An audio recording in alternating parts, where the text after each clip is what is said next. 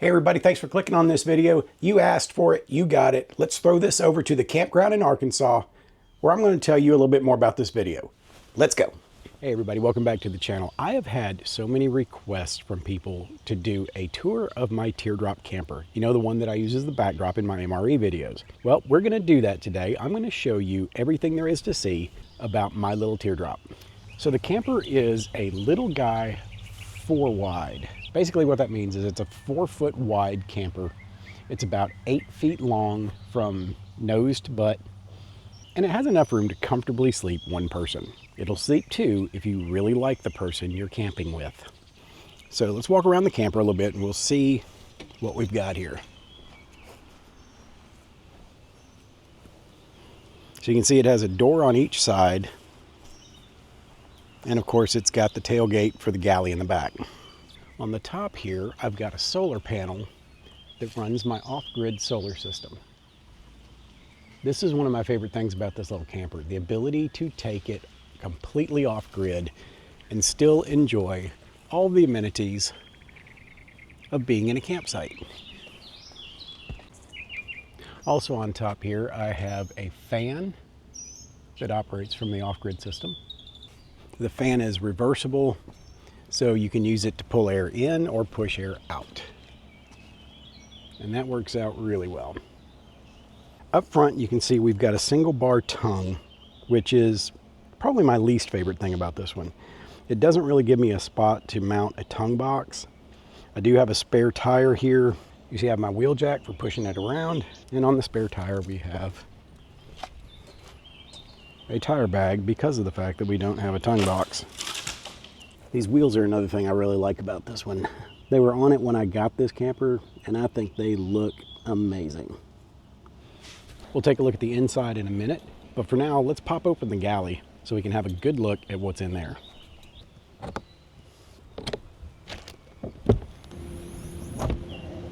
Oh look, there's an MRE in here.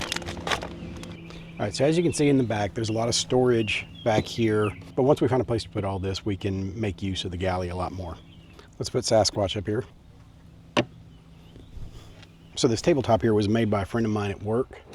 He's an amazing woodworker, and I asked him to make me something that would really pop, and I think he nailed it with this. Look at the finish work he did on that. It's absolutely amazing.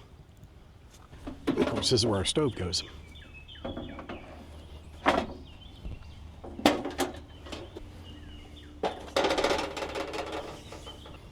All right, let's look at some more of what we've got in the galley back here. Move some more of the clutter out of the way. Let's get that out of the sun. All right, so you can see the solar system back here. Here's my controller, my battery, and the switch that turns everything off and on. And of course, the fuse box. This is just an aluminum foil and cellophane dispenser that I painted white and then mounted to this little piece that I built back here to provide a backing for these cans of fuel that I've got back here. There's a light back here that plugs into our solar system. Gives us a little bit of light back here. And right here we've got a little pull-out drawer. So I built this little housing over this drawer so I'd have a little worktop station here to do some things, but still have the ability to put some things in this little drawer here. And then there's a little bit of a gap down here where there's some additional storage. Now you may have noticed these little plumbing caps that I've got here. This is something I've done so that I can install a portable air conditioning unit into here so that I can have my intake and my vent. And of course the channel shout out. I show that to people when they walk up and they see me running around with this camera and they start asking me, are you on YouTube? And I go, yeah, I've got a channel. So I can point them at that and they know where to go. On the side here I've got a 5-pound propane can. I do not currently have it hooked up. I've just got it mounted there so that when I'm ready to start using it, it's good to go. Let's go take a look inside. It is getting super hot out here and I'm ready to get some shade and get camp set up. So let's take a look at here. These flies will stop buzzing around and show you the inside. All right, so tour of the camper has to consist of setting up equipment, getting it out of the way. Got our kitchen bag back here. I'm going to close this door in between things because of the flies.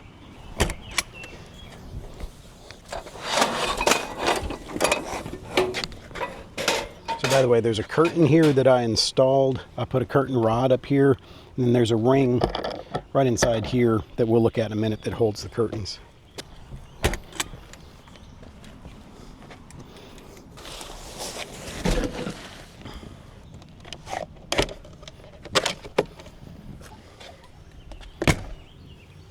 All right, we're going to crawl inside and get away from the flies.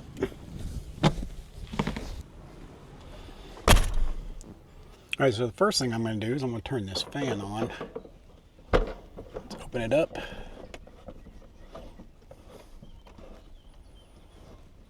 Let's get some airflow.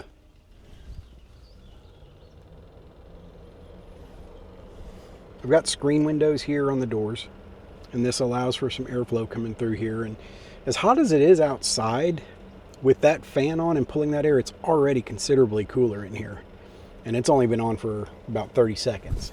So one of the neat things about this particular setup in here, I've got these lights up here that I can turn on. They run off the solar system, but if I don't want to have to burn that energy during the day at least, this fan at the top acts kind of like a skylight. Even closed,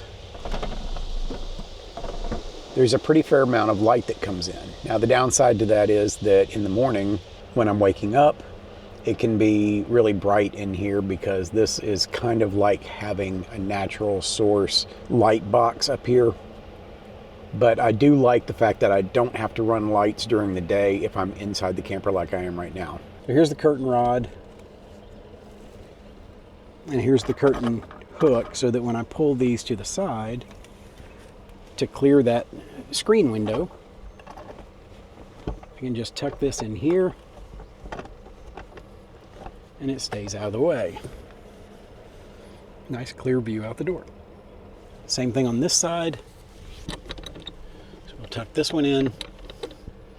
And we have a pretty decent airflow going right now. Now, it's 100 degrees outside, so I'm not going to count on that for our comfort this weekend. Anyway, continuing the tour. Up here I have a smoke detector and carbon monoxide detector that I installed. Here I've got a cargo net that allows me to stash things out of the way. This over here is a little shelf that I put here, so if I wanted to have a drink or something while I'm in here, I have a place to set it and keep it out of the way. Down here is a dual zone thermometer that allows me to check the inside temperature against the outside temperature. We're going to use that this trip. I've never used it before. I installed it to do some testing with some alternate heating systems and air systems, and we are definitely going to try that out this trip. Up here we have a light. This is tied into the solar. There we have a switch panel that controls various different things. Here we have our readout for our solar. We've got a 12-volt outlet right there. And then I installed this little rack here for my iPad so that if I want to watch movies or something once I come inside at night, I've got a place to mount that, so I'm not just having to sit there and hold it. There's the electrical that goes up to the solar panels on top. Down in the foot box, you see I've got a little container with a bunch of different stuff.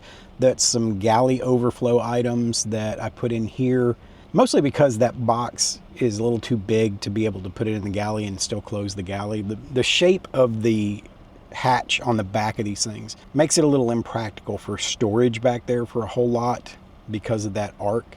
So it does take away a little bit of the room that you've got back there. Now, I've got these things. I debated on showing these because it's kind of a gross thing, but what this is, these are disposable, you can see here, disposable urine bags. It's for traffic jam, vomit, travel, pregnants, whatever that is, and patients. What this is it's a bag full of gel that you can, if you need to use this to dispose of bodily fluids, it will absorb into the gel so that it's not sloshing around and spilling everywhere. I got these to keep on hand in here in the event that I am in this camper and I get to having to go to the bathroom and it's just not practical.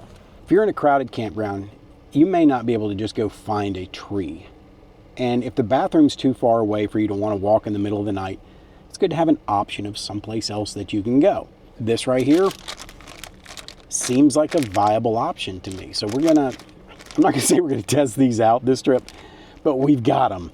So in the event, I don't know, I might share details about it. I don't know, we'll see. If the time comes, maybe I'll tell you about it. So this little platform is a new addition, and it's still got sawdust on it. I thought I cleared all that off. This is a new addition. I just built this because I am going to be testing out an off-grid air conditioner in my little camper. This will be the trial run for this thing, and I wanted to make sure that it was going to be able to be used as efficiently as possible. Now you can see that this is a twin size mattress, and you can see that there is a gap on one side of the mattress. So there's room back here for other things. So what's going to happen is with that new air conditioner, this space back here, you can look back there and you can see the little vent that I installed. That's where the exhaust vent and the intake vents are going to go. Now I had installed this one previously for a bigger off-grid air conditioner that I was using, and I can still use this as a pass-through, or if I decide to use that one. But this trip we're testing out another one, and it's going to be right inside the unit here with us. So we're going to see how that goes. All right, so continuing the tour. So back here is where all my clutter is. I've got pillows, I've got blankets, I've got an electric blanket that I probably could have left at home for this trip because I seriously doubt I'm going to need that. I've got this climate adventure blanket here. That's going to be my covers in the event that I need to eat. And then I've got another cargo net back here that has a little bag of tent stakes in it. In the event that I need to stake something out, I will always have tent stakes. If you're at all claustrophobic, a Teardrop camper is probably not your best choice. I saw a thing the other day in a camping group that I'm part of on social media, and a lady was talking about having a panic attack in her first outing in her Teardrop, and that is understandable. I can see something like that happening if you are not accustomed to being in tight spaces. I don't have an issue with it myself. I enjoy sleeping in here. It's very comfortable for me. It's not the biggest mattress in the world, but I don't need that much room to spread out. So the Teardrop is super easy to tow. I'm not gonna say that it's like I'm not pulling anything, because you can definitely tell when it's back there. But because it's so small and so lightweight, it's very easy to forget sometimes that it's there. So there it is, everybody, a tour of my Teardrop, my video backdrop for most of the stuff that I do on this channel anymore. I hope you enjoyed that. And if you've got other questions about the Teardrop or any of the gear that I have for it, feel free to leave me a comment down below, ask your questions, tell me what you think of the camper, or what you think about the little projects that I've done to make it better. And until the next one, prepare for the world that you live in, not the one you wish existed, and we'll see you around.